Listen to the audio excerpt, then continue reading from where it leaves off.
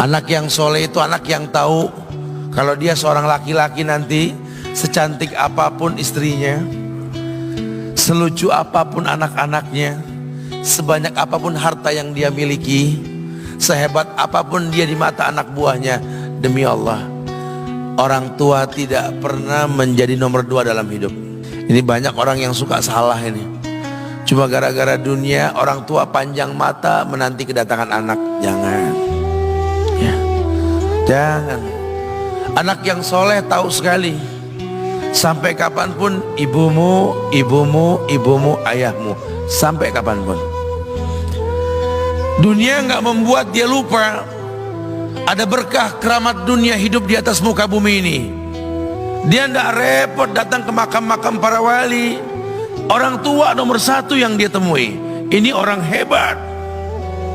Ini banyak di antara kita, makam-makam didatengin, di mana saja didatengin, ngalap berkah.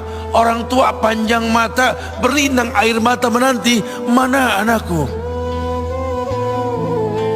Mana pohon yang pernah kutanam? Mana pohon yang pernah kurawat? Kudengar dia sudah mulai berbuah, ingin kurasakan buahnya. Berani mengeluarkan dana jutaan untuk hal-hal yang gak disyariatkan. Ini orang tua panjang mata.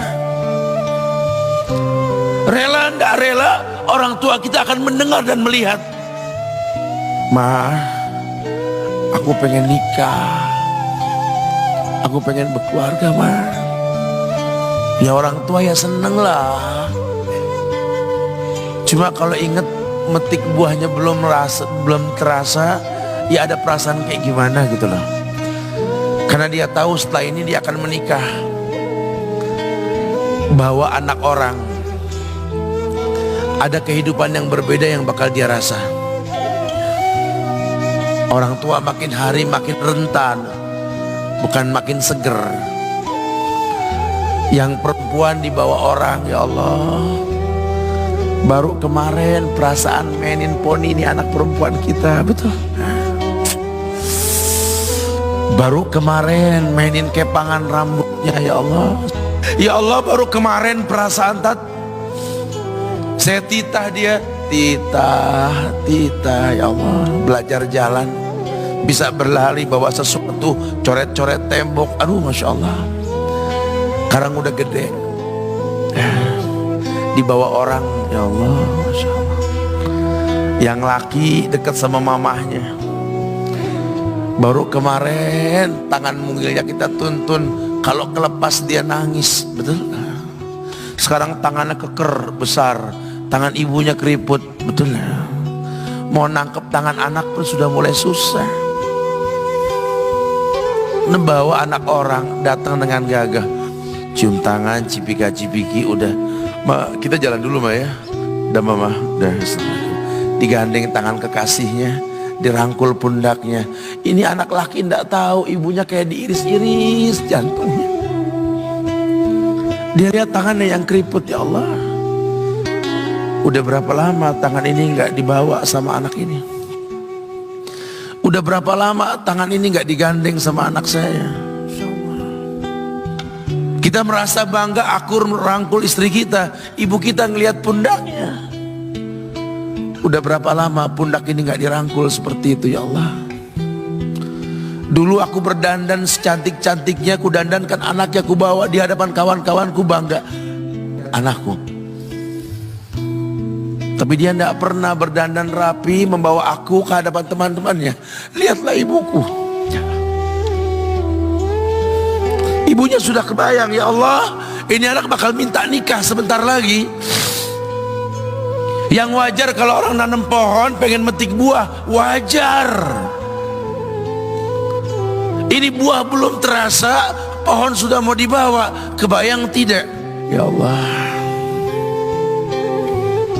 Mulai dia kebayang. Sehingga rasa-rasa seperti ini menjadi tumpukan rasa di hati orang tua kita, yang nanti pada akhirnya dia pun bakal kembali ke hadirat Allah, kita pun bakal kembali ke Allah, betul? Sementara yang namanya kemuliaan datang dengan cara sabab yang benar. Ridallah fi ridal walidain wa sukhtullah fi sukhtil walidain.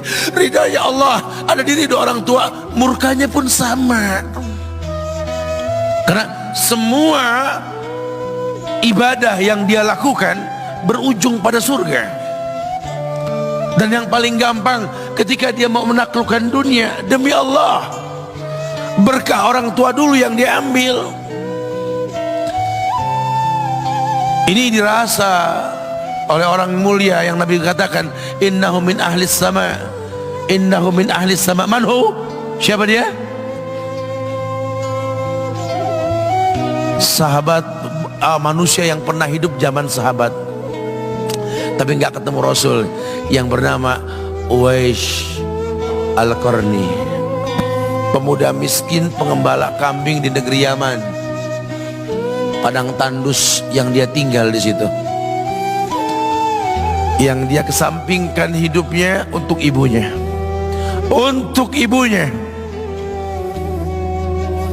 Tidaklah terucap kalimat satu yang ingin ibunya pengen, kecuali Uwais pasti akan melakukannya apapun, dan ibunya cacat.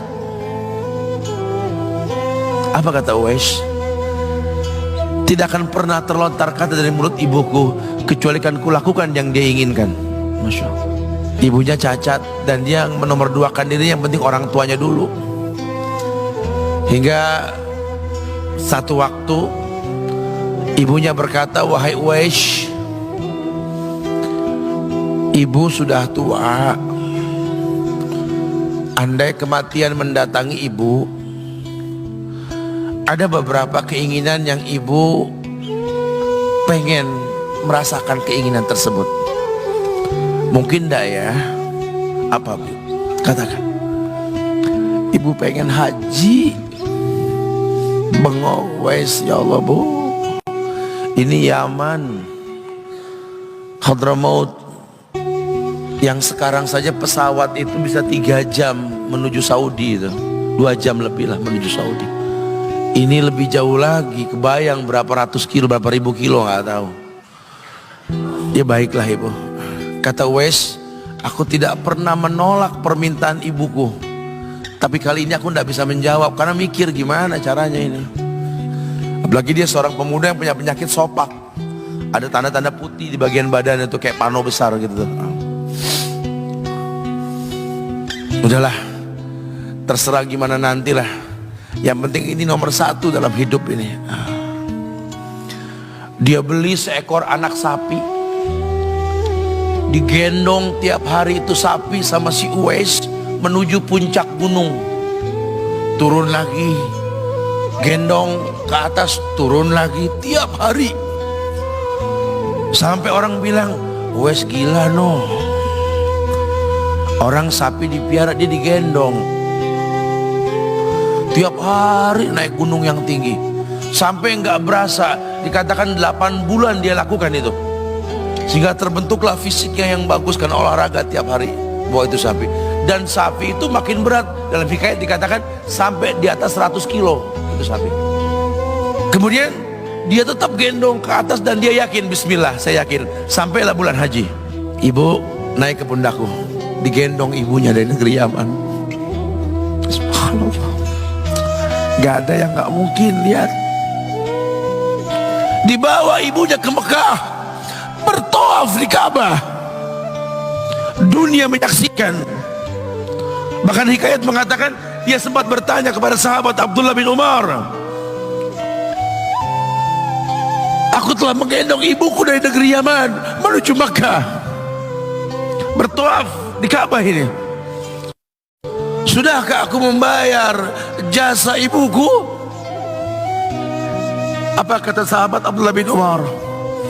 Bahkan satu hentakan napas pun ketika melahirkanmu belum terbayar. Bahkan satu hentakan napas pun ketika melahirkanmu belum terbayar.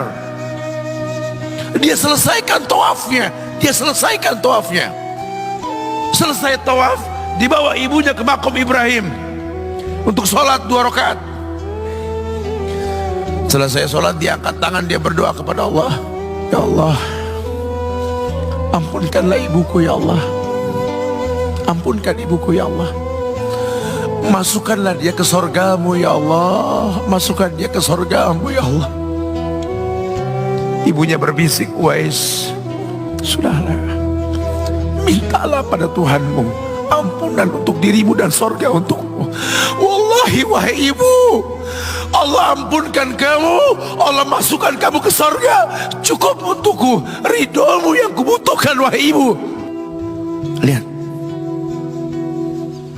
manusia saleh, hasil doa Rabbi habli minas solihin. Lihat, makanya ketika Nabi mengatakan innahu min ahli sama, ini manusia penghuni langit. Umar, Ali, temui Uwais.